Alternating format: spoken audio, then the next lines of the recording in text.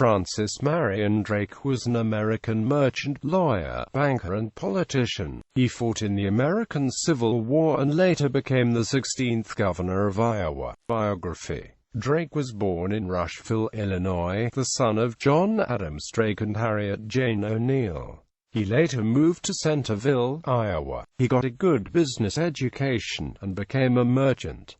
He married Mary Jane Lord on December 24, 1855. They had 7 children. During the California Gold Rush, he led 2 expeditions across the plains from Iowa to California. The first one left in 1852.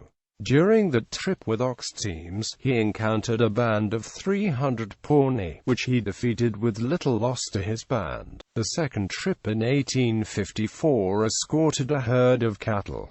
Returning by ship after the second trip, he was wrecked off of Point Aquila. 800 passengers were killed. During the American Civil War, he was commissioned as lieutenant colonel in August 1862 and was with the 36th Iowa Volunteer Infantry Regiment when it was mustered into service on October 4, 1862. After seeing his first military action with the 36th Iowas in a small skirmish at Shell Mound, Mississippi, on July 4, 1863, he took part in a more sizable battle which featured combined forces of almost 12,000 men and over 200 dead at the so-called Battle of Helena. In the first half of April 1864, he and his regiment were active in the Battle of Elkins Ferry, in the Battle of Prairie du Chien, and then in the April 15–23 of 1864 occupation of Camden, Arkansas.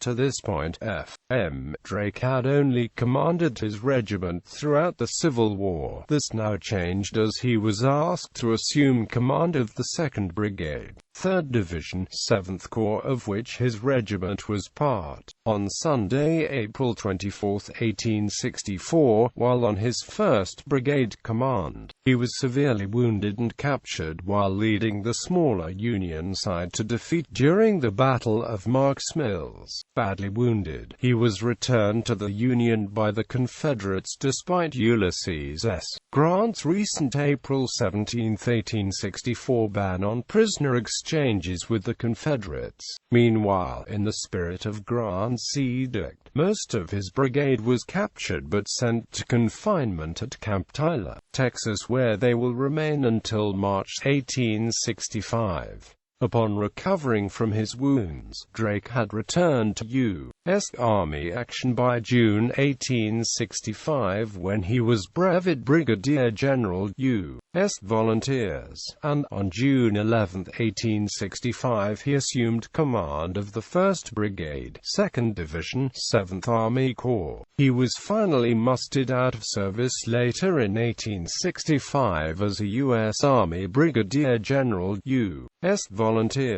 His old 36th Iowa Infantry Regiment, which was now part of his new command, was mustered out of service on August 24, 1865. After the war, he practiced law for about 6 years as a criminal lawyer. Then for almost 30 years, he worked at banking and building and managing railroads. He was president of the Missouri, Iowa, and Nebraska Railroad, the Indiana, Illinois, and Iowa Railroad, and the Albion-Centerville Railroad. He organized the Centerville National Bank, of which he was president until his death. On July 17, 1895, he was nominated by the Republican Party for governor of Iowa. He was elected governor by an overwhelming majority on November 5, 1895, serving 1896 through 1898. He founded and endowed Drake University in Des Moines, Iowa.